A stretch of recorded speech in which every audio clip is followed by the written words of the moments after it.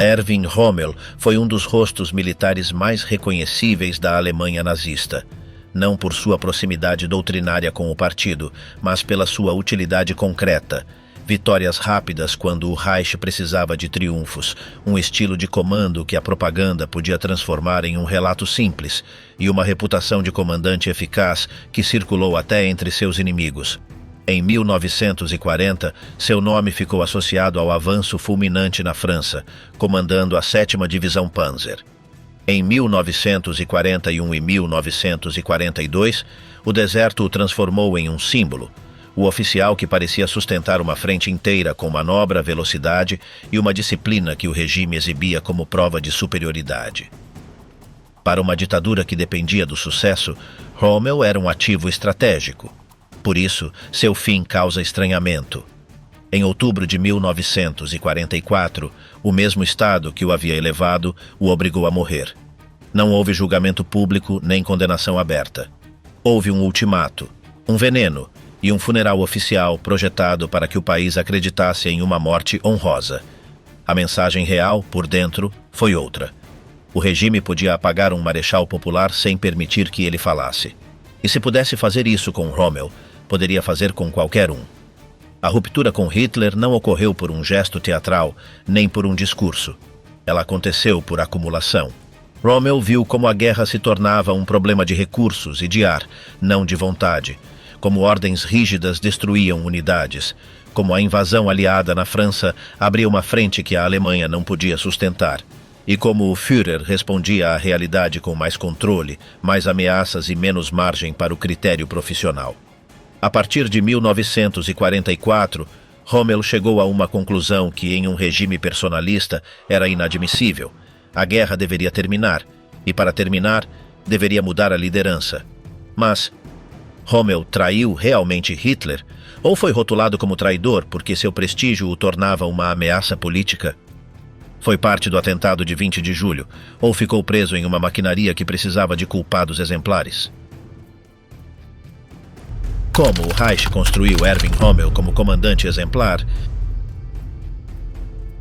Erwin Johannes Eugen Rommel nasceu em 1891 em Heidenheim, no Reino de Württemberg, dentro de uma Alemanha imperial que ainda via a carreira militar como uma via legítima de ascensão social e profissional. Seu ambiente familiar não o situou no núcleo aristocrático prussiano que dominava boa parte do comando superior. Essa distância inicial importou mais tarde. Rommel construiu sua autoridade mais por desempenho, disciplina e prestígio operacional do que por pertencimento a redes tradicionais. Entrou no exército em 1910 e recebeu formação como oficial em um sistema que valorizava a ordem, a iniciativa tática e o cumprimento rigoroso da missão. A Primeira Guerra Mundial foi o primeiro filtro decisivo. Rommel serviu em diferentes frentes e adquiriu reputação por seu desempenho em operações de infantaria e por sua capacidade de comandar pequenas unidades sob pressão. A guerra de trincheiras mostrou os limites da ofensiva frontal e elevou o valor das táticas de infiltração, reconhecimento e manobra local. Nesse contexto, Rommel se consolidou como um oficial voltado para a ação direta, atento à oportunidade tática e disposto a assumir riscos controlados. Ele também incorporou uma ideia que marcaria seu estilo posterior: a importância da rapidez na decisão e da iniciativa no terreno, mesmo quando o comando superior não tinha informações completas.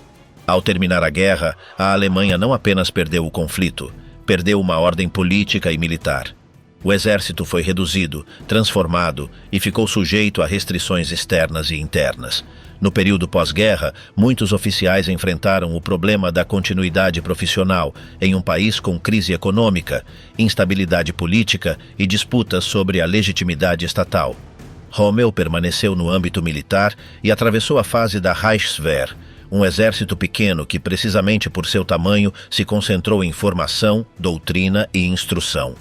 Essa etapa foi menos visível do que as campanhas posteriores, mas foi estrutural.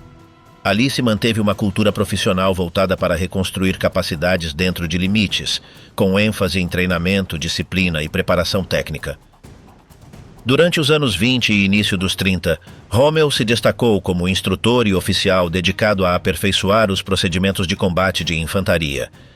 Seu perfil se alinhava com um tipo de oficial que o exército valorizava: competente, eficiente, com capacidade de transmitir um método e de organizar unidades. Nessa fase, Rommel não aparece como figura política. Aparece como profissional de carreira, centrado na prática militar. Essa distinção é relevante porque quando o regime nazista chegou ao poder, muitos militares não se integraram por convicção ideológica total, mas por uma convergência de interesses. Rearmamento, recuperação da soberania militar, estabilidade e revisão da ordem de 1919. Essa convergência foi real, embora não significasse uniformidade na adesão doutrinária.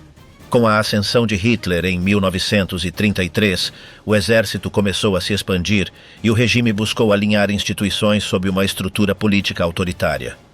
Para uma parte do corpo de oficiais, o regime oferecia condições que a república anterior não havia garantido: prioridade orçamentária, restauração do prestígio militar e decisão de rearmamento. Ao mesmo tempo, o preço era alto: subordinação política e perda de autonomia institucional. Rommel, nesses anos, avançou em sua carreira em um ambiente onde a lealdade pessoal ao líder se tornava um critério político relevante e onde a propaganda começava a moldar figuras militares como instrumentos de legitimação. Rommel também se vinculou a tarefas próximas ao aparelho de poder, incluindo funções de acompanhamento e segurança em contextos oficiais. Isso fortaleceu sua visibilidade e o posicionou em um circuito onde a relação com Hitler poderia ser direta ou, ao menos, mais próxima do que a de muitos oficiais de linha. Essa proximidade não deve ser interpretada automaticamente como afinidade ideológica plena. No regime, a proximidade poderia surgir de utilidade operacional, de confiança pessoal baseada na eficiência ou de seleção política para construir figuras apresentáveis à opinião pública. Rommel, com seu perfil de oficial de ação e com uma imagem austera, se encaixava bem nesse uso. Em termos intelectuais e profissionais, Rommel consolidou uma reputação por seu conhecimento tático e por sua capacidade pedagógica. Publicou trabalhos e sistematizou experiências de combate, com um enfoque centrado na iniciativa, na surpresa e na liderança no front. Sua visão era funcional: como alcançar objetivos com recursos limitados, como desorganizar o adversário, como explorar oportunidades. Essa orientação técnica o tornou um candidato atraente para comandos de unidades móveis em um exército que estava se reconfigurando para a guerra mecanizada. No entanto, também havia uma tensão. Uma mentalidade focada na realidade do terreno tende a entrar em conflito com objetivos políticos absolutos, quando esses objetivos ignoram as condições materiais. Nos anos anteriores a 1939, a Alemanha avançou no rearmamento e na revisão da ordem europeia. Para o exército, isso significou expansão, criação de novas unidades e promoções aceleradas. Rommel se beneficiou desse processo. Sua carreira avançou em um sistema que premiava a capacidade, iniciativa e resultados, mas onde a política influenciava as decisões de comando. No entanto, sua presença também apresentava uma grande paradoxalidade, pois Rommel poderia ser útil ao regime pela sua eficácia e, ao mesmo tempo, não coincidir com o núcleo ideológico do nazismo. Essa discordância não o tornou automaticamente um opositor. O situou em uma zona intermediária, um profissional que poderia servir ao Estado sem compartilhar todos os pressupostos doutrinários do partido. Essa zona intermediária foi sustentável enquanto o regime parecia bem-sucedido. Os êxitos iniciais ofereciam uma síntese prática. O militar cumpria sua função, a liderança política validava seu prestígio e a propaganda integrava a figura ao relato nacional. A pergunta sobre limites morais ou políticos tendia a ser postergada, mas essa postergada tinha uma data de validade: quando a guerra real impusesse restrições, quando os objetivos políticos se tornassem incompatíveis com as capacidades e quando a violência do regime se expressasse de forma mais clara, a distância entre profissionalismo e lealdade absoluta se tornaria um conflito. Quando chegou 1939, Rommel já era um oficial com reputação, visível para a liderança e inserido em um exército em expansão que se preparava para uma guerra de movimento. Sua trajetória até esse ponto explica dois elementos que mais tarde seriam decisivos: sua preferência pelo cálculo prático em vez da doutrina política e sua inserção em um sistema onde a lealdade pessoal ao Führer se transformou em uma variável tão importante quanto a competência militar. A relação com Hitler, por consequência, não nasceu como um pacto ideológico explícito.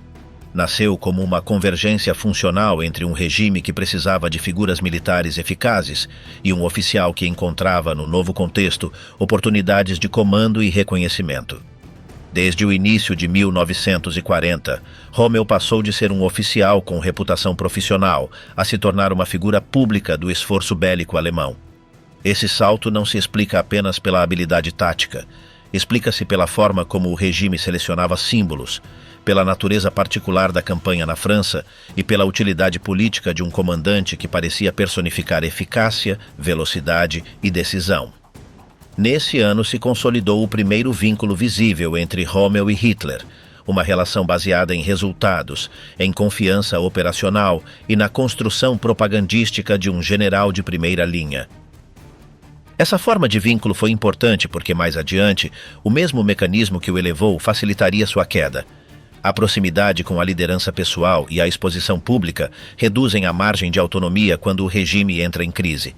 Rommel recebeu o comando da 7ª Divisão Panzer em um momento em que a Wehrmacht ainda estava definindo como executar em grande escala uma guerra de manobra baseada em unidades blindadas e coordenação com a aviação. Embora a doutrina alemã não fosse homogênea e o debate interno continuasse, o plano de campanha no Oeste favorecia avanços rápidos, penetrações profundas e desorganização do comando inimigo. Para um comandante com tendência à iniciativa e à exploração de oportunidades, esse cenário oferecia vantagens. O sistema recompensava aqueles que avançavam com decisão, desde que mantivessem coesão e abastecimento. Durante a campanha, a 7ª Divisão Panzer avançou com uma velocidade que a tornou difícil de seguir até mesmo para o comando alemão, o que alimentou a ideia de uma divisão fantasma. Esse traço teve duas faces. Por um lado, a rapidez e a imprevisibilidade complicavam o inimigo e facilitavam colapsos locais. Por outro, aumentavam os riscos operacionais. Ruptura das comunicações, exposição das alas, dependência de combustível e pontes e a possibilidade de ficar isolado. A forma como Rommel aceitou esses riscos fez parte de sua imagem. Um comandante que priorizava a exploração agressiva da situação tática e que assumia custos organizacionais para manter o ritmo. Em termos técnicos, seu modo de comando se caracterizou por presença avançada, intervenção direta, capacidade de reorientar unidades e um uso intenso de reconhecimento e oportunidade. Isso não deve ser idealizado. Seu estilo também gerou fricções e críticas internas, precisamente porque podia tensionar a coordenação e porque o avanço rápido podia escapar aos planos logísticos. No entanto, em uma campanha que se resolveu com uma derrota rápida da França e com o colapso do equilíbrio militar ocidental, o sistema premiou os resultados visíveis. A avaliação política não se centrou nos procedimentos, mas no efeito final. A relação com Hitler, nesse ponto, operou como um canal de ascensão. Hitler se interessava por comandantes que produziam vitórias claras e que, além disso, podiam ser apresentados como prova do novo exército do Reich. Rommel não provinha do círculo aristocrático tradicional e tinha um perfil compatível com o relato oficial. Disciplina, aparente austeridade e um estilo de comando que podia ser traduzido em histórias simples e eficazes para o público. A propaganda precisava de figuras que personificassem a guerra relâmpago. Rommel se encaixou nesse papel. Esse processo teve consequências internas. No exército, a figura de Rommel gerou admiração e desconfiança. Admiração pelos resultados e pela sua energia, desconfiança por sua proximidade com Hitler e pela percepção de que sua ascensão podia estar facilitada pelo favor político. Essa desconfiança não era um detalhe de rivalidade pessoal. Importava porque o alto comando alemão estava atravessado por tensões. A relação entre profissionais de carreira e um regime que concentrava decisões estratégicas na liderança política, a competição por recursos e prestígio, e a disputa por influência no planejamento das campanhas. Rommel, por sua visibilidade, ficava dentro desse campo de tensões. A campanha na França também consolidou um ponto que mais adiante se tornaria central: a diferença entre sucesso operacional e direção estratégica. A Wehrmacht demonstrou capacidade para derrotar um adversário em condições específicas, mas o regime interpretou essa vitória como uma confirmação de uma superioridade geral e como validação de um estilo de condução política que desprezava limites. Para Hitler, 1940 reforçou uma convicção: a vontade e a audácia poderiam substituir as restrições materiais. Para alguns militares, no entanto, a vitória não eliminava riscos estruturais, uma guerra prolongada, a dependência de recursos, a necessidade de evitar múltiplas frentes. Rommel, em 1940, ainda estava na fase de consolidação de prestígio, e sua proximidade com o sucesso o colocava mais perto do clima de confiança do que do ceticismo. Sua imagem pública, no entanto, começou a ter um componente político inevitável. Em um regime de controle, o herói não é um ator neutro, é um recurso. Quando o regime está em expansão, esse recurso é usado para coesão e legitimação. Quando o regime entra em crise, o mesmo recurso é avaliado como um foco potencial de desvio ou de influência alternativa. O fato de Rommel se tornar um nome conhecido ampliou seu capital simbólico, mas também lhe atribuiu uma vulnerabilidade estrutural. Seu destino não dependia mais apenas do desempenho profissional, mas do lugar que o poder decidisse lhe dar. Ao final de 1940, Rommel estava consolidado como comandante bem-sucedido e como figura compatível com o relato do Reich. Isso se traduziu em novas responsabilidades e em uma projeção para cenários onde o regime precisava de resultados e símbolos. Sua transição da França para o norte da África não foi apenas uma decisão militar. Foi também uma decisão política. Enviar um comandante com prestígio para um fronte, onde a Alemanha buscava apoiar a Itália, complicar a Grã-Bretanha e projetar a ideia de uma guerra ofensiva ainda em expansão. Do herói do deserto ao problema estratégico do Reich. Em 1941, Rommel passou a um cenário onde a distância entre propaganda e realidade operacional se tornou mais visível. O norte da África oferecia oportunidades táticas, como vasto espaço, grande mobilidade e frentes extensas, mas impunha uma restrição decisiva: a logística. Nesse teatro, a capacidade de manobra dependia menos da audácia imediata e mais de um sistema contínuo de abastecimento de combustível, munição, peças de reposição e transporte, sustentado através do Mediterrâneo e de portos limitados. Isso é fundamental, pois na África se consolidou o Rommel-herói como produto político útil ao Reich, e ao mesmo tempo se acumulou a experiência que o levou a se chocar, cada vez com mais frequência, com decisões estratégicas tomadas em Berlim sem considerar a escala real de recursos. A intervenção alemã no norte da África surgiu, em grande parte, como resposta à situação italiana. O objetivo era estabilizar a frente, impedir um colapso que abrisse o Mediterrâneo aos britânicos e sustentar um aliado cujo desempenho militar era percebido como insuficiente. Nesse contexto, Rommel recebeu uma missão que formalmente podia ser definida como limitada e defensiva em seu início, mas que na prática tendia a se expandir pela lógica da campanha. Se existia uma oportunidade de pressionar o adversário, a tentação operacional era aproveitá-la antes que o inimigo reorganizasse suas forças. Rommel se adaptou bem a esse tipo de guerra. Seu estilo de comando, centrado na iniciativa e na exploração rápida, resultou eficaz para gerar surpresas, romper linhas e forçar retiradas. No entanto, a África não era a França. No oeste europeu, a infraestrutura, as redes ferroviárias e a proximidade industrial ofereciam uma base logística incomparavelmente mais favorável. No deserto, o alcance de uma ofensiva era definido pela distância ao porto, pela capacidade de transporte terrestre e pela vulnerabilidade das rotas de abastecimento.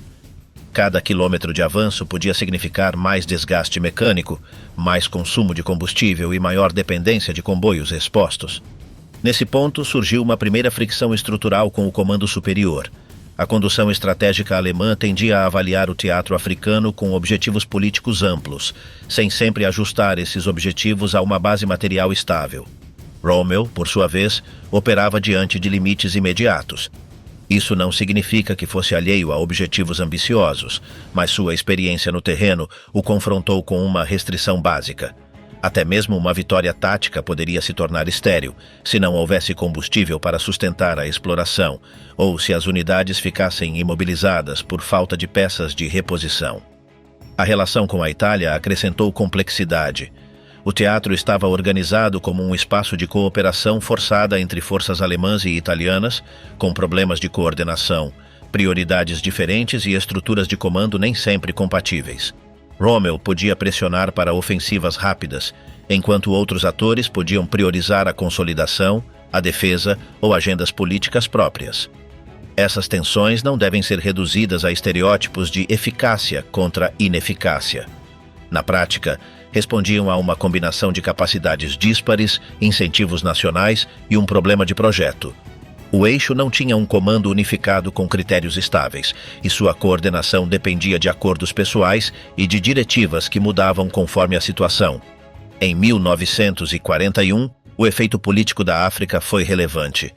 A propaganda do Reich encontrou no Teatro do Deserto um material útil. Uma frente onde as operações podiam ser apresentadas como manobra pura, onde o comandante visível podia ser narrado como o motor da campanha e onde o inimigo britânico oferecia um antagonista claro. Rommel se tornou uma figura apta para esse uso porque seu estilo era compatível com uma narrativa de general de movimento e porque sua exposição mediática se consolidou rapidamente. A utilidade política era evidente. Em um regime que dependia da percepção pública de sucesso, um comandante popular reforçava a coesão e a confiança. Essa popularidade teve duas consequências simultâneas. Primeiro, aumentou a margem de Rommel para influenciar, porque sua figura podia falar com um peso que outros comandantes não tinham, e porque o regime valorizava o efeito moral. Segundo, o tornou mais dependente da relação com o centro político. Quando um comandante se transforma em símbolo, sua autonomia real é reduzida. Seu desempenho deixa de ser avaliado apenas por critérios militares, também pelo modo como se encaixa nas necessidades do relato oficial. Esse mecanismo é central para entender o fim de 1944. O regime não destrói Rommel, apesar de seu prestígio, mas precisamente porque seu prestígio poderia ser funcional a uma alternativa política. Em 1941, já se percebia outra tensão, a forma como a liderança política interpretava o comando. Hitler favorecia com frequência decisões personalistas, expectativas de vontade como substituto das restrições materiais e um estilo de condução que podia ignorar advertências técnicas. Rommel não se manifestou naquele momento como opositor político, mas sua experiência na África lhe deu uma base factual para questionar objetivos irrealistas. O choque não era ideológico na superfície, era operacional. O que se pedia não coincidiu com o que o teatro poderia sustentar. Em um sistema autoritário, a diferença entre uma crítica técnica e uma dissidência política pode ser rapidamente reduzida, especialmente quando o poder começa a associar o questionamento à falta de lealdade. Em termos de conduta de guerra, a África também consolidou traços de Rommel, que depois influenciariam a forma como ele seria interpretado por outros atores do exército. Por um lado, reforçou-se seu perfil de comandante presente no fronte, que intervenha nas decisões imediatas e que buscava manter uma dinâmica ofensiva, mesmo com recursos limitados. Por outro lado, cresceu a percepção de que Rommel podia atuar com independência das estruturas tradicionais, apoiando-se em sua relação com a liderança e no seu capital simbólico. Essa percepção alimentou desconfianças dentro do aparato militar, porque em um exército hierárquico, a autonomia baseada no prestígio pessoal pode ser vista como uma ameaça à ordem interna. No final de 1941, Rommel havia alcançado resultados que, no plano político, se traduziram na consolidação de sua imagem. Mas, no plano estrutural, o teatro africano já mostrava um padrão. O sucesso tático não resolvia o problema logístico e poderia até se agravar se aumentasse as distâncias e o consumo. O comandante que aprende essa lição tende a se tornar mais insistente quanto à necessidade de realismo estratégico. Essa insistência, sob uma liderança que exigia vitórias e rejeitava limites, era uma fonte potencial de conflito. Em 1942, a campanha no norte da África deixou de ser um espaço onde o sucesso poderia ser sustentado pela iniciativa e surpresa. A guerra se transformou em um problema de desgaste, abastecimento e capacidade industrial aplicada a um teatro remoto. Para Rommel, Esse ano foi um ponto de inflexão, não porque abandonasse seu estilo ofensivo, mas porque os limites materiais se tornaram dominantes e, portanto, a distância entre o que ele podia alcançar no terreno e o que Hitler esperava em termos políticos se ampliou. Essa distância não é uma questão psicológica, é uma relação causal. Quando um regime exige resultados que o sistema logístico não pode sustentar, o comandante que comunica limites se aproxima do conflito político, mesmo que não o busque. O núcleo do problema foi a logística no Mediterrâneo. O abastecimento dependia de comboios sujeitos à interdição, de portos com capacidade limitada e de uma rede de transporte terrestre vulnerável e extensa. Cada ofensiva bem-sucedida aumentava o problema. Avançar significava se afastar do ponto de entrada de suprimentos e multiplicar o esforço de transporte por tonelada útil. Além disso, o desgaste mecânico no deserto era elevado, e a capacidade de substituir veículos e peças de reposição não era equivalente à dos adversários. A guerra na África, em 1942, mostrou que o talento tático podia maximizar oportunidades, mas não podia criar combustível nem encurtar distâncias. Na primeira metade do ano, Rommel conduziu operações que buscaram recuperar a iniciativa e pressionar o dispositivo britânico. A ofensiva culminou em uma penetração significativa e em um avanço em direção ao Egito. Politicamente, esse avanço alimentou a possibilidade de um objetivo simbólico maior: tomar Alexandria, ameaçar o Canal de Suez e produzir um golpe estratégico contra o Império Britânico. Mas essa leitura, instalada no centro político, subestimou a condição básica. Qualquer tentativa de converter esse objetivo em realidade dependia de uma superioridade logística que o eixo não possuía. O avanço, em termos militares, aumentou a tensão sobre as linhas de abastecimento e a margem de erro foi reduzida. Nesse ponto, a campanha ficou exposta a um fenômeno clássico. Uma ofensiva pode triunfar taticamente e, ao mesmo tempo, se colocar em uma situação onde a fase seguinte é insustentável. A resposta britânica combinou reorganização, acúmulo de recursos e aprimoramento das capacidades de abastecimento. A principal diferença foi a capacidade de sustentar um esforço prolongado. Em uma guerra de desgaste, o ator que repõe perdas com maior rapidez e que mantém uma cadeia logística mais estável tende a inverter a relação de forças. Essa inversão não ocorre da noite para o dia, mas se manifesta em momentos críticos. Em 1942, o ponto crítico foi a linha de El Alamein. Ali, a frente deixou de oferecer espaço para manobras amplas e se transformou em uma batalha onde o fator material, como munição, combustível, blindados disponíveis e reposição em geral, tornou-se central. Para Rommel, El Alamein evidenciou o limite operacional. Sua capacidade de improvisar e explorar oportunidades se deparou com uma estrutura defensiva e um adversário que conseguia sustentar ataques sucessivos. Nesse cenário, o espaço para resolver com audácia se reduziu. A guerra se tornou aritmética, capacidade de concentrar fogo, manter mobilidade, reparar unidades, sustentar comunicações. O resultado foi que o eixo não conseguiu obter uma decisão favorável e foi progressivamente forçado a recuar. O retrocesso não foi apenas uma derrota tática, foi o sinal de que o teatro africano havia deixado de ser um fronte onde a Alemanha podia projetar iniciativa para se tornar um fronte onde a Alemanha estava presa pela impossibilidade de sustentar a escala necessária. Esse ponto teve uma derivação política imediata. A relação com Hitler se tensionou pelo problema das ordens e das expectativas. Hitler tendia a formular diretrizes rígidas, especialmente quando a situação se deteriorava, e considerava a retirada como sinal de fraqueza ou falta de vontade. Para um comandante em um teatro logisticamente precário, essa rigidez poderia ser destrutiva. A retirada, em muitos casos, não era uma escolha ideológica. Era uma condição para evitar o colapso total. À medida que Rommel avaliava que a frente não poderia ser sustentada, sua insistência em decisões práticas chocava com um centro político que via o retrocesso como um problema de lealdade e moral. Nesse ano, também ficou mais visível a dimensão moral e política do conflito para Rommel, em termos de regime e guerra. Na África, o combate tinha um perfil distinto do da guerra no leste, menos associado à ocupação massiva de territórios europeus e menos exposto às políticas raciais e de extermínio implementadas em outros frontes. Essa diferença não tornou a África um fronte limpo, mas afetou o que um comandante via e o que não via. Ainda assim, Rommel não era alheio à realidade do regime. Sua identidade pública era baseada no profissionalismo militar e em uma imagem de correção, o que poderia entrar em tensão com o radicalismo político e com a maneira como o regime tratava a guerra como uma guerra total, sem limites. Em 1942, consolidou-se outra contradição. Rommel foi para o Reich um herói útil, mas seu valor como herói dependia das vitórias. Quando a frente começou a se deteriorar, o capital simbólico se transformou em pressão. O herói deve ganhar ou pelo menos resistir de maneira que sustente o relato. Em um regime que politiza a derrota, a avaliação sobre um comandante não se limita a saber se ele fez o que era certo em termos militares. Torna-se uma pergunta sobre se ele sustentou a narrativa da liderança.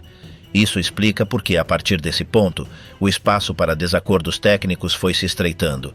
Discutir limites operacionais podia ser interpretado como um questionamento ao próprio Führer. A derrota em El Alamein e a retirada posterior abriram uma etapa em que Rommel já não podia sustentar o mesmo tipo de relação com Hitler baseada em sucessos. A relação começou a depender de como o retrocesso era interpretado, como consequência inevitável das limitações materiais ou como evidência de falta de vontade suficiente. Rommel tendia à primeira leitura, Hitler à segunda. Essa diferença não era apenas um debate de comando, era um conflito de visão sobre a guerra e, portanto, um conflito político. 1943. Quando Rommel compreende que a Alemanha não pode ganhar. Em 1943, a guerra deixou de ser para Rommel uma sequência de campanhas onde o resultado poderia ser definido por decisões táticas e passou a ser um problema de estrutura. Recursos, indústria, controle do ar, coordenação estratégica e capacidade de sustentar múltiplas frentes. A derrota do eixo no norte da África não foi apenas o fim de um teatro, foi um sinal de que a relação de forças global já não permitia imaginar uma vitória alemã em termos convencionais. A partir desse ponto, a questão relevante para Rommel não foi como ganhar a próxima batalha, mas o que significava continuar uma guerra que, na sua avaliação, estava caminhando para uma perda total. Essa mudança de diagnóstico é o núcleo do capítulo. A distância com Hitler começou a adquirir conteúdo político porque o regime, na fase de deterioração, não tolerava um diagnóstico que implicasse negociação ou limitação de objetivos. O fim da Frente Africana ocorreu por uma combinação de fatores que já haviam se manifestado em 1942. A superioridade logística aliada, a pressão combinada do oeste e do leste do teatro e o colapso progressivo da capacidade do eixo de sustentar o abastecimento. Em 1943, a guerra no Mediterrâneo se tornou um sistema. Controle naval e aéreo, portos, rotas, tonelagem disponível e a impossibilidade de substituir perdas no ritmo necessário. O resultado foi o fechamento do espaço operacional.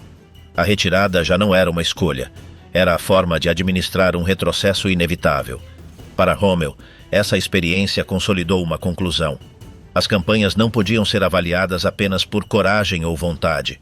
Dependiam de condições que a liderança política não podia alterar com diretrizes.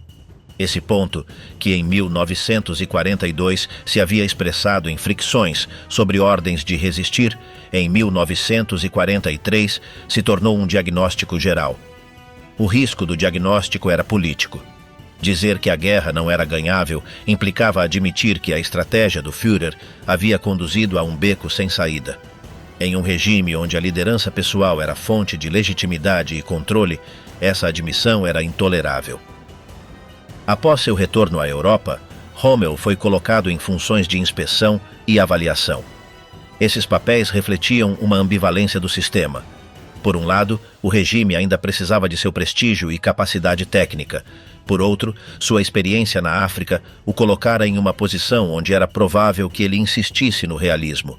Em um contexto de derrota crescente, o realismo era visto como um perigo porque introduzia a ideia de limites. Por isso, a alocação de Rommel em tarefas de avaliação pode ser lida como um reconhecimento de competência e, simultaneamente, como uma forma de controle. Ele é empregado, mas mantido dentro de um circuito onde suas decisões não definem por si mesmas a estratégia geral. O ano de 1943 foi marcado por um agravamento do panorama militar alemão em vários frontes. A capacidade do Reich para manejar simultaneamente operações no leste, manter o controle sobre os territórios ocupados, enfrentar bombardeios e responder à pressão aliada no Mediterrâneo se tornou mais limitada. Essa situação intensificou um padrão. Hitler passou a concentrar ainda mais a condução estratégica e a exigir resistência rígida. Nesse contexto, os comandantes que propunham retiradas, negociações ou reordenamentos podiam ser vistos não como técnicos, mas como derrotistas. A linha entre avaliação profissional e dissidência política se estreitou. Para Rommel, o problema não era apenas militar, era institucional. O exército alemão se encontrava cada vez mais subordinado a diretrizes que priorizavam sinais de vontade em vez de critérios operacionais. A condução estratégica estava menos orientada para preservar forças para futuras fases e mais orientada para sustentar posições por razões simbólicas. Um profissional de comando pode se adaptar a certa interferência política, mas quando essa interferência se torna sistemática e produz perdas evitáveis, a tensão se torna estrutural. Em 1943, Rommel começou a se posicionar nesse ponto, não como conspirador, mas como comandante que considerava que o método de condução estava levando o país à destruição. Nessa mesma linha, consolidou-se a ideia de uma saída política da guerra como tema de conversa dentro de certos círculos militares. Este aspecto exige precisão. A existência de conversas ou contatos não implica automaticamente participação em um plano de assassinato ou um golpe. Implica que, à medida que o horizonte militar se deteriorava, aumentava o interesse por alternativas. Essas alternativas poderiam incluir negociação com os aliados ocidentais, separação de frentes ou algum tipo de mudança de liderança que viabilizasse um armistício. O problema era que, sob o regime, qualquer discussão desse tipo poderia ser definida como alta traição, mesmo que fosse formulada como uma avaliação estratégica. A posição de Rommel, em 1943, foi marcada por seu prestígio e pela sua reputação de comandante direto. Isso o tornava relevante para aqueles que buscavam uma saída. Uma mudança de liderança precisava de legitimidade perante o exército e a população. Um marechal com prestígio era um ativo. Ao mesmo tempo, esse mesmo prestígio o tornava um alvo potencial de vigilância. O regime sabia que, em um momento de crise, os símbolos militares poderiam se tornar pontos de apoio para iniciativas internas. Por isso, o capital simbólico de Rommel se tornou ambivalente. Útil se permanecesse alinhado, perigoso se desviasse, até mesmo por diagnóstico. Em termos pessoais, o ano também implicou um desgaste. A guerra prolongada, as derrotas e a pressão do comando político sobre decisões operacionais afetam comandantes que haviam construído sua identidade em cima de eficácia e resultados. Rommel não operava apenas como executor, operava como alguém que avaliava consequências. A constatação de que o sistema estava conduzindo a uma perda total introduziu um conflito que já não era apenas com ordens específicas, mas com o objetivo de continuar a guerra sem possibilidade de sucesso. Entre o final de 1943 e o começo de 1944, Rommel foi transferido para o teatro decisivo para o futuro imediato do Reich, a Europa Ocidental. Sua principal tarefa não consistiu em conduzir uma campanha ofensiva, mas em preparar uma defesa frente a uma invasão aliada que naquela altura já era previsível. Esta etapa foi importante por dois motivos. Primeiro, porque obrigou Rommel a formular um diagnóstico explícito sobre a situação estratégica, já sem o contexto de um fronte periférico. Segundo, porque o colocou em conflito com a estrutura de comando alemã e de maneira indireta com Hitler, através de um debate doutrinário sobre como defender a França. Em um regime onde a estratégia estava politizada e a liderança pessoal do Führer interferia nas decisões técnicas, o debate militar se transformou em um espaço onde a divergência podia ser interpretada como falta de lealdade. A missão de Rommel no Oeste esteve vinculada à inspeção e fortalecimento do Muro Atlântico e, em termos mais amplos, à preparação contra o desembarque aliado. A premissa era clara: os aliados contavam com superioridade material, domínio crescente do ar e capacidade logística incomparável. Para Rommel, que vinha da África e tinha visto como a logística e o controle aéreo determinavam as possibilidades, o problema do Oeste tinha um eixo central. Se o inimigo conseguisse se estabelecer na costa com uma ponte logística protegida, a defesa alemã se tornaria progressivamente insustentável. Em consequência, a prioridade deveria ser impedir o desembarque ou destruí-lo nas primeiras horas. Essa premissa levou a uma formulação operacional específica: fortalecer defesas costeiras, saturar as praias com obstáculos, minas e posições de fogo, e posicionar forças móveis suficientemente perto para contra-atacar imediatamente. Para Rommel, a janela decisiva era curta. O desembarque deveria ser rejeitado antes que a superioridade aliada em material e ar se traduzisse em volume de tropas, artilharia e abastecimento contínuo. Esse enfoque tinha uma lógica direta baseada na experiência. Uma vez que o inimigo consolida a logística, a manobra defensiva se restringe e os contra-ataques se tornam mais custosos. O problema foi que dentro do comando alemão existia outra concepção, associada à defesa em profundidade e ao uso de reservas blindadas localizadas mais atrás. Essa concepção argumentava que a localização exata do desembarque era incerta e que comprometer forças principais na costa poderia levar a um desgaste inútil em um ponto errado. Nessa visão, o objetivo era conter, identificar o ponto principal e depois lançar um contra-ataque massivo com reservas. O debate não era acadêmico. Definia onde seriam posicionadas divisões, quem tinha controle sobre elas e qual margem existia para reagir sem autorização central. Rommel considerou que essa visão subestimava a nova realidade. O domínio aéreo aliado dificultaria o movimento de reservas longe da costa. Em outras palavras, mesmo que a doutrina de reserva profunda fosse coerente em abstracto, poderia falhar em condições onde o inimigo controla o ar e pode interditar rotas e concentrações de tropas. Para ele, a defesa deveria ser avançada porque o espaço de manobra posterior seria destruído pela aviação e artilharia. Essa posição o colocou em conflito com comandos superiores e com estruturas que defendiam uma distribuição diferente de autoridade. O resultado foi uma disputa de comando com implicações políticas. A decisão sobre as reservas blindadas não dependia apenas da análise tática. Dependia de quem tinha a autoridade para liberá-las, se o comandante no teatro poderia agir por iniciativa própria ou se a autorização deveria vir do Führer. No sistema alemão de 1944, essa autorização tendia a se concentrar em Hitler, o que introduzia um problema operacional. A velocidade de reação poderia ser insuficiente.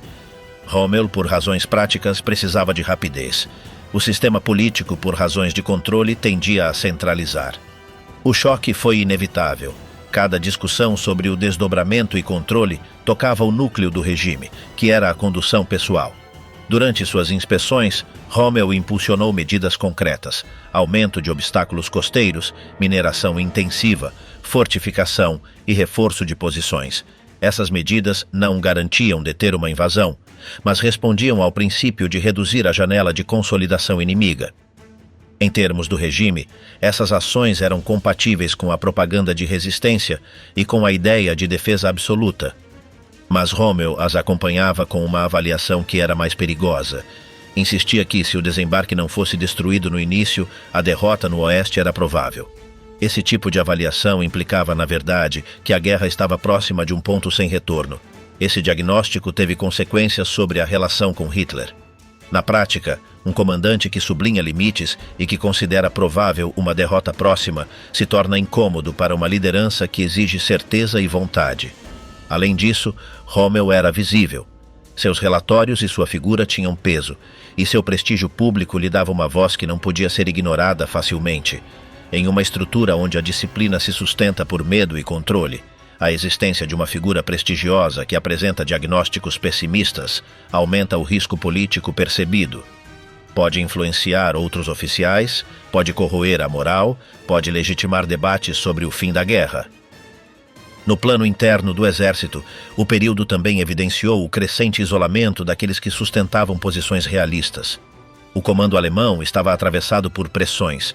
Por um lado, a necessidade de se preparar para a invasão. Por outro, a obrigação de sustentar a narrativa de controle. A disputa doutrinária sobre a defesa do Atlântico tornou-se, por isso, uma disputa sobre autoridade. quem define as prioridades, quem decide os movimentos, quem assume a responsabilidade pelos resultados. Rommel, ao defender uma resposta imediata e descentralizada, entrava em choque com um sistema que, precisamente em tempos de crise, tendia a concentrar e rigidificar. No início de 1944, a preparação defensiva no Oeste não resolveu o dilema central. Havia melhorias materiais e mais obstáculos, mas persistiam problemas de comando, dispersão das forças e dependência de decisões políticas para liberar reservas. Nesse contexto, Rommel se viu situado em uma posição particular. Era o comandante que insistia que o tempo era o recurso mais escasso e que o sistema de comando estava projetado para perdê-lo. Essa avaliação era técnica, mas em um regime onde a técnica se subordina à lealdade, essa avaliação se tornou uma forma de distância. 20 de julho de 1944. Rommel preso entre diagnóstico e conspiração. Entre o início de 1944 e o dia 20 de julho, a distância de Rommel em relação a Hitler deixou de ser apenas um desacordo técnico sobre defesas e passou a ser uma divergência sobre o próprio sentido de continuar a guerra. Essa transição não ocorreu por meio de uma declaração pública, nem por um programa político formal. Ocorreu pela acumulação de evidências: superioridade aliada material e aérea, enfraquecimento da Wehrmacht, bombardeios estratégicos contínuos, pressão na frente oriental e a certeza de que uma invasão no Oeste, uma vez consolidada, seria difícil de reverter. Nesse contexto, Rommel chegou a um ponto de diagnóstico onde a questão já não era como ganhar, mas como evitar o colapso total. Essa pergunta é a que o regime definia como traição potencial, porque implica aceitar um limite à autoridade do Führer. A primeira dimensão da ruptura foi estratégica. Rommel, posicionado no Oeste, avaliava que o Reich já não tinha capacidade de sustentar uma guerra longa contra coalizões com superioridade industrial esmagadora. Essa avaliação era coerente com sua experiência anterior. Na África, ele havia comprovado que a logística e o controle do ar determinam o desfecho. No Oeste, essas condições seriam mais extremas. Portanto, a defesa não poderia ser pensada como um caminho para a vitória decisiva, mas como uma forma de ganhar tempo. Mas ganhar tempo, em 1944, tinha um sentido político: criar condições para um acordo. Se o tempo não fosse utilizado para uma saída diplomática, ele se tornaria apenas uma prolongação da destruição. A segunda dimensão foi institucional. Rommel observava um sistema de comando onde decisões críticas ficavam centralizadas, onde a influência de Hitler sobre as operações havia se intensificado e onde a lógica de não retirada produzia perdas que um exército já enfraquecido não podia absorver. Em condições de deterioração, o regime respondia com mais controle, não com mais flexibilidade. Para um comandante, esse padrão se traduz em uma conclusão prática. Enquanto Hitler permanecer como condutor, a estrutura continuará priorizando sinais de vontade sobre manobra racional. Essa conclusão, embora formulada em termos técnicos, contém um componente político inevitável. O problema não é apenas uma ordem específica, mas a fonte da ordem. A terceira dimensão foi o ambiente. Em 1944, existiam redes de oficiais e civis que consideravam necessário remover Hitler para negociar com os aliados ocidentais ou para evitar uma ocupação total. Essas redes eram heterogêneas. Alguns tinham motivações institucionais, outros políticas, outros morais, e outros combinavam elementos. O relevante para este capítulo é o tipo de contato possível entre Rommel e esses círculos. Rommel era um ativo simbólico e militar. Qualquer projeto de mudança precisava de figuras que pudessem legitimar uma transição perante o exército e a população. Por isso, embora Rommel não fosse um conspirador típico, nem um membro de um núcleo político opositor, ele era um alvo de aproximação. Nesse ponto, deve-se distinguir rigorosamente entre dois planos: a coincidência no diagnóstico e a participação em um método concreto. Rommel podia concordar que Hitler deveria ser removido ou que a guerra deveria terminar, sem necessariamente apoiar um assassinato ou um golpe armado. Essa distinção é central para entender por que o regime o tratou como traidor. O regime não precisava provar participação operacional completa para neutralizá-lo. Bastava-lhe com indícios, testemunhos ou associações que permitissem construir uma narrativa interna de deslealdade. Em uma ditadura em crise, o padrão de evidência se subordina à necessidade política. Rommel, segundo seu perfil, tendia a preferir soluções que pudessem ser apresentadas como institucionais ou militares, mais do que como conspiração clandestina. Isso se alinha com sua trajetória. Ele se formou em uma cultura de comando, não em militância política. Por isso, seu aproximamento da ideia de uma saída não se expressou como adesão imediata a um atentado, mas como interesse em terminar a guerra por meio de negociação, possivelmente após uma mudança de liderança. Esse, possivelmente, é o que torna sua posição perigosa. Mesmo rejeitando métodos específicos, aceitar o objetivo de remover o Führer era, para o regime, incompatível com a lealdade absoluta.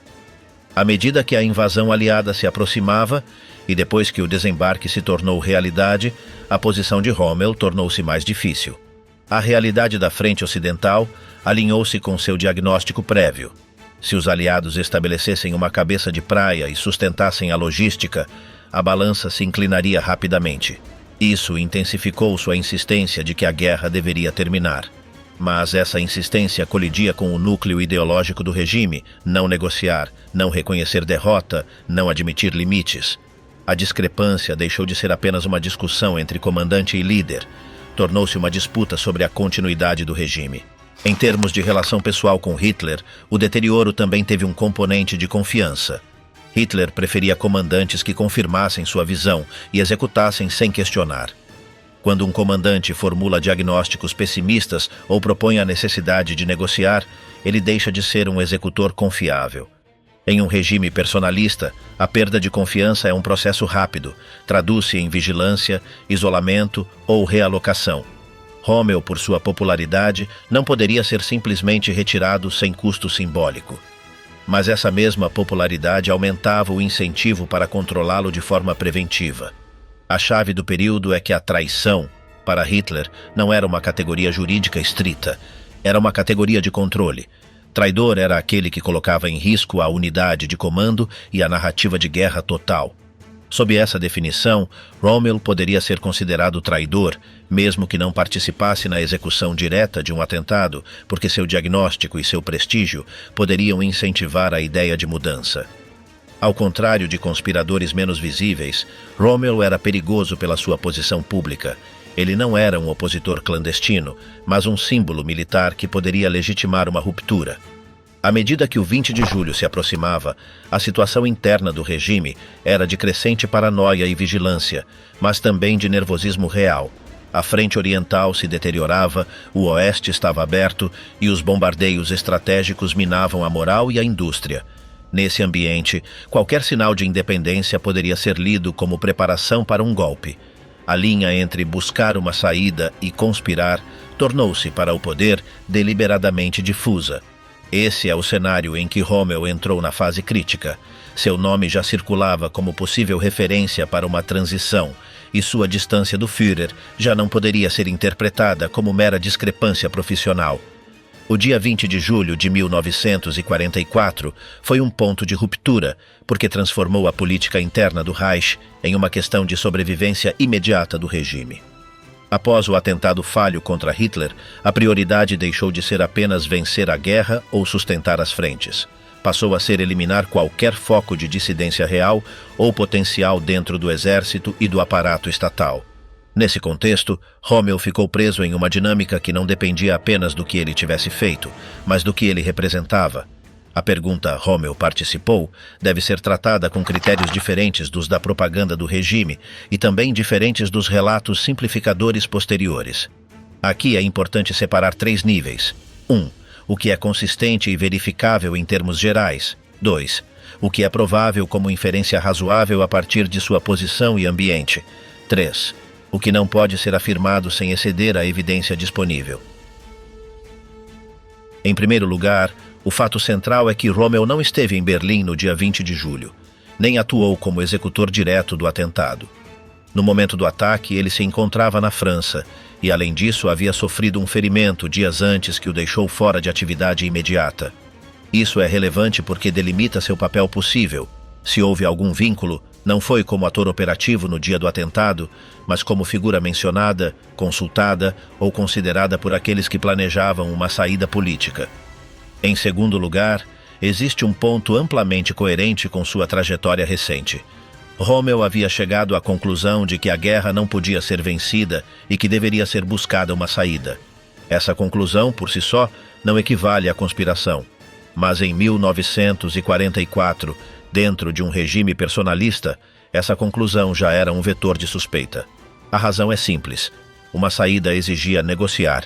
Negociar exigia modificar a liderança, ou ao menos quebrar a lógica de guerra total imposta por Hitler.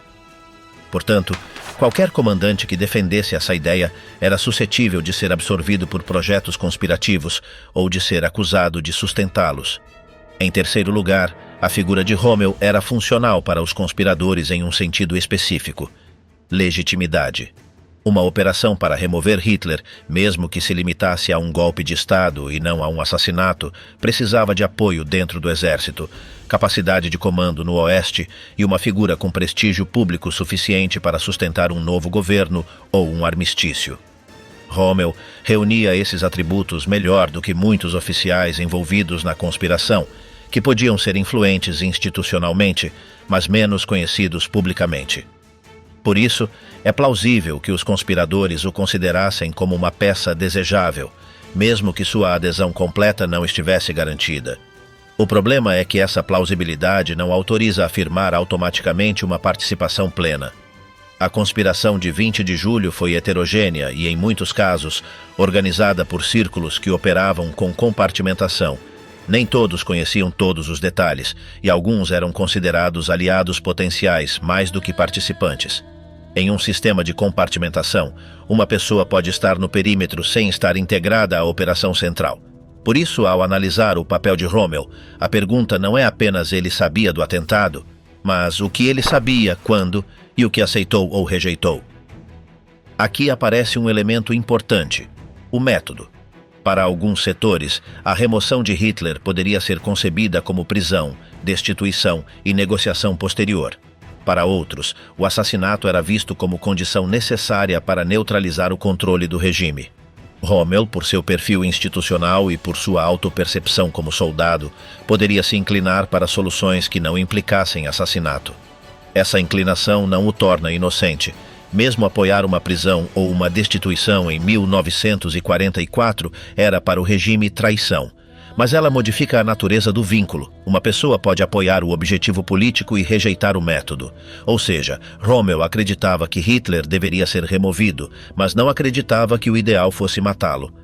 Essa diferença se tornou chave ao avaliar as evidências posteriores, porque o regime precisava apagar os matizes. Qualquer distância deveria ser convertida em cumplicidade total. Após o fracasso do atentado, o aparato de repressão foi ativado rapidamente. A investigação não buscava apenas os responsáveis diretos, buscava redes. Nesse processo, os nomes de figuras prestigiosas poderiam aparecer por duas vias. Uma, porque efetivamente haviam sido consultadas ou haviam aceitado um papel futuro. Outra, porque eram úteis como nomes-ponte para ampliar a purga e para mostrar que o regime controlava até mesmo os heróis. Rommel, pelo seu status, podia cumprir ambas as condições. Era plausível que tivesse sido mencionado pelos conspiradores e, ao mesmo tempo, era funcional como exemplo para disciplinar o exército. No Oeste, existiam oficiais que avaliavam uma saída política. Rommel, como comandante, interagia com um círculo de comando que não estava isolado do debate. Se esses oficiais o viam como autoridade moral e militar, era natural que buscassem sua posição. Daí deriva uma inferência razoável. Rommel não era alheio à ideia de mudar a liderança e terminar a guerra. O que não se pode afirmar sem exceder as evidências é que Rommel teria aprovado o assassinato específico do dia 20 de julho, ou que estivesse integrado ao plano operacional. O ponto decisivo é como o regime funcionou após o dia 20 de julho. Em um sistema normal, a responsabilidade é provada e julgada com padrões definidos. No Reich de 1944, o objetivo era político: cortar o contágio. O atentado permitiu reconfigurar o panorama de lealdades. Qualquer um que tivesse mostrado pessimismo, insistido em negociação ou criticado ordens podia ser reavaliado como conspirador. Rommel, em particular, se encaixava em um perfil perigoso, comandante prestigiado, com diagnóstico de derrota, crítico da condução rígida e potencial legitimador de um novo curso. Por isso, o dia 20 de julho não torna Rommel um traidor. Torna sua distância um risco imediato para o regime. Em termos de poder, abre-se um cálculo. Se Rommel permanecer vivo e ativo, pode ser um símbolo alternativo. Se for eliminado, disciplina-se o exército e controla-se o relato. A forma de eliminação deveria ser compatível com seu prestígio, porque um julgamento público poderia expor fissuras ou transformá-lo em mártir. Ultimátum e silêncio. A execução encoberta de Rommel. Entre agosto e outubro de 1944, o caso Rommel se definiu menos por operações militares do que por um processo administrativo policial típico de um regime em crise. Reconstrução de redes, obtenção de declarações sob pressão e seleção de alvos com valor exemplar. A lógica do período não foi judicial, foi política. O regime precisava fechar o episódio de 20 de julho por meio de uma combinação de punição e advertência, especialmente para o exército. Nesse contexto, Rommel era um alvo particular, não por ser o conspirador mais ativo, mas por ser o mais simbólico entre os suspeitos plausíveis. Após sua ferida de julho, Rommel ficou fora do comando imediato e com mobilidade reduzida. Isso o colocou em uma situação contraditória. Por um lado, afastava-o da capacidade de organizar ações. Por outro, o tornava mais vulnerável. Não tinha controle direto sobre estruturas operacionais, dependia de intermediários e ficava exposto à vigilância. Além disso, seu prestígio seguia intacto perante a população e setores do exército. Essa combinação de fraqueza operacional e força simbólica era precisamente o que o regime autoritário percebia como risco. Um símbolo não precisa comandar para influenciar. Após o atentado, a investigação se expandiu por meio de interrogatórios e cruzamento de nomes. O objetivo era identificar participantes, mas também construir uma narrativa de traição ampla que justificasse uma purga profunda. Nesse processo, os nomes se multiplicaram por efeito de dois mecanismos. Primeiro, a compartimentação prévia. Alguns conspiradores conheciam partes do plano, outros não. Ao cair alguns, buscava-se reconstruir o que ignoravam. Segundo, a pressão. Sob tortura, coerção ou ameaça, as declarações tendem a incluir nomes reais, supostos e mencionados como possíveis aliados em conversas anteriores. Nesse tipo de processo, o fato de um nome aparecer não equivale automaticamente à participação operacional, mas pode ser suficiente para ativar uma decisão política se o nome for útil como exemplo. Rommel, nesse contexto, poderia aparecer por sua função projetada. Para os conspiradores, uma Alemanha pós-Hitler precisava de figuras com credibilidade militar e popular. Rommel era o candidato natural no Oeste. Prestígio de campanha, alto posto, imagem pública consolidada. Mesmo que não tivesse participado do plano de assassinato, bastava que tivesse sido considerado para um papel posterior ou que algum conspirador tivesse interpretado sua postura como favorável a uma mudança de liderança. Esse bastava é fundamental. Em um regime que não busca provas, mas controle, a suspeita razoável se torna sentença quando a utilidade política justifica. Durante esse período, Rommel também estava associado a um diagnóstico que o regime não poderia tolerar: a ideia de negociar e terminar a guerra. Esse diagnóstico, mesmo se formulado em termos estritamente militares, implicava negar o fundamento político de Hitler. Por isso, a investigação não procurava apenas os responsáveis pelo atentado, buscava aqueles que no exército sustentavam a ideia de uma saída. Do ponto de vista do regime, isso era mais perigoso do que um atentado isolado. Era a possibilidade de uma corrente de realismo que desobedecesse à guerra total. O problema interno para Hitler e seu entorno foi selecionar um método para neutralizar Rommel. Um julgamento público implicava riscos. Primeiro, porque Rommel poderia negar, minimizar ou expor o tipo de contatos e diagnósticos que circulavam no exército, revelando um descontentamento mais amplo. Segundo, porque seu prestígio poderia transformá-lo em uma figura de resistência simbólica, mesmo se fosse condenado. Terceiro, porque um julgamento colocaria o foco na pergunta de por que um herói do Reich se afastava de Hitler, e essa pergunta poderia contagiar. Em vez disso, Uma eliminação silenciosa também era arriscada. Se fosse percebida como assassinato interno, poderia gerar ressentimento no exército e na população. A solução típica do regime para esses casos era um compromisso controlado, forçar a morte sob condições que permitissem manter o relato oficial, ou seja, eliminar o indivíduo e, ao mesmo tempo, evitar uma ruptura visível na imagem de unidade nacional. Para alcançar isso, era necessário construir uma base suficiente de acusação interna, não necessariamente uma prova pública, mas um conjunto de testemunhos e associações que justificassem perante o círculo de poder que Rommel deveria ser afastado. Nessa etapa, a vigilância em torno de Rommel se intensificou. O regime, após o 20 de julho, tratou a Wehrmacht como um espaço de risco. A Gestapo e outros organismos ampliaram o controle, intervieram nas comunicações e seguiram redes de contato. A ferida de Rommel e seu isolamento relativo não o protegeram, o expuseram. Os intermediários, como ajudantes, oficiais próximos e familiares, eram pontos de acesso para obter informações e, ao mesmo tempo, pontos de pressão. Esse é um traço constante nas purgas. Não se persegue apenas o indivíduo, pressiona-se seu entorno para quebrar defesas e obter admissões. Em paralelo, o contexto militar piorava. No oeste, a frente se deteriorava após a invasão aliada. No leste, a pressão soviética aumentava. Para o regime, isso aumentava a urgência de fechar a questão do 20 de julho de maneira exemplar. A lógica é simples.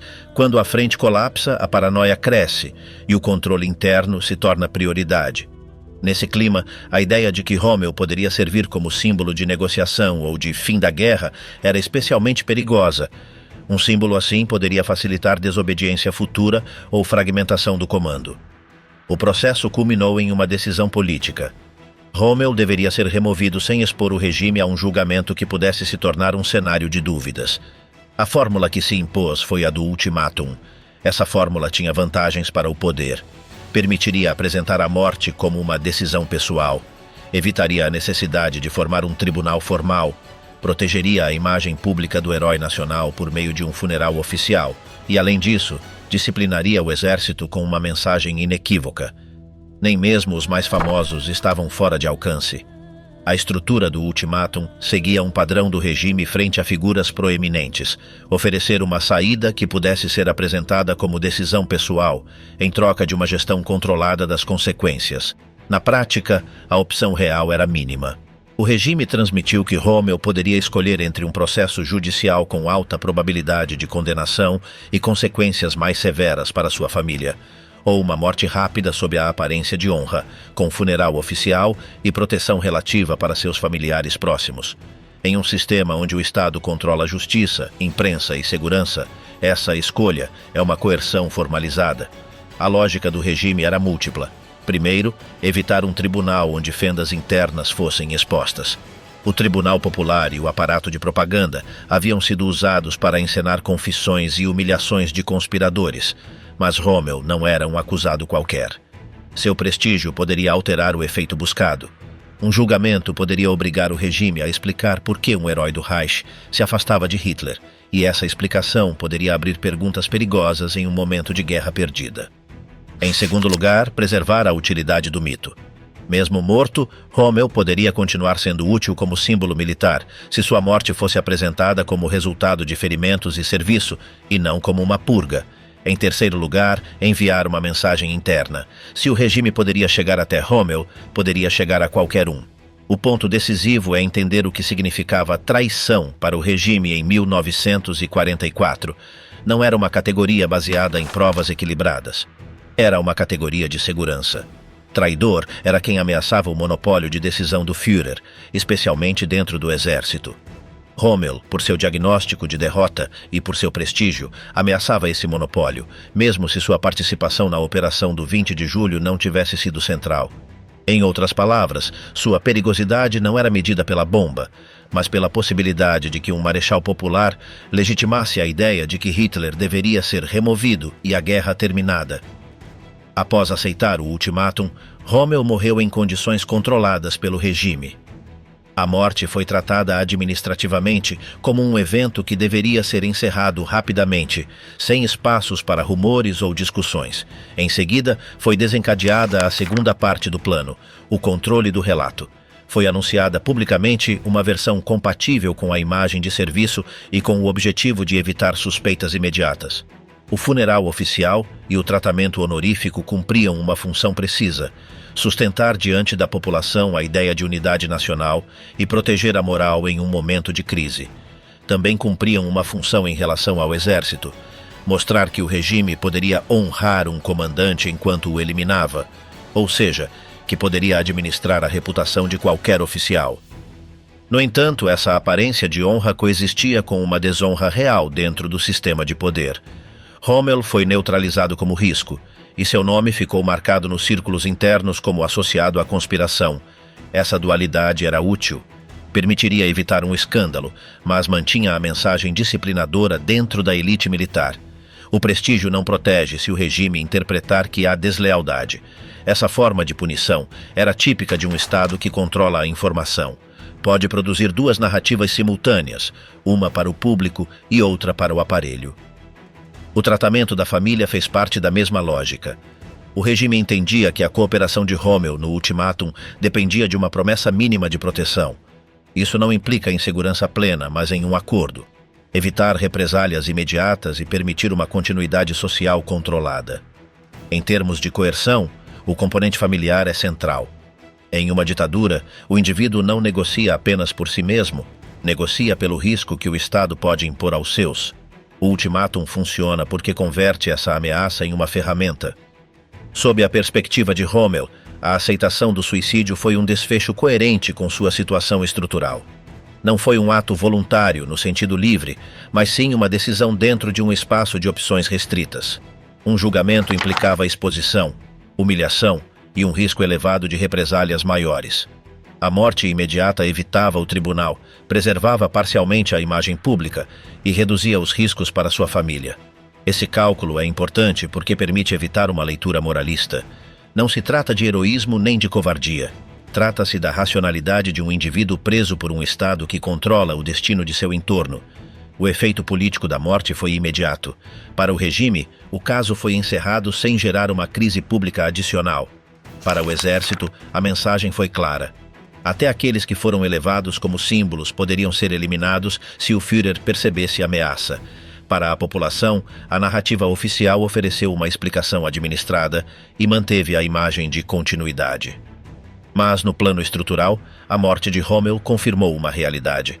O regime havia chegado a um ponto em que a repressão interna era tão importante quanto a guerra externa, e onde o controle da narrativa fazia parte do esforço bélico. No entanto, o Reich nunca conseguiu apagar o legado de Rommel. Embora seu nome tenha ficado permanentemente associado à Segunda Guerra Mundial, muitos historiadores destacaram a integridade intelectual do comandante, que foi leal à sua pátria sem a necessidade de exagerar a lealdade a um político temporário. Embora até hoje não se saiba o quanto Rommel sabia sobre o sinistro holocausto realizado pelo nazismo, ele costuma ser mantido afastado dos relatos mais sombrios deixados pelo Terceiro Reich.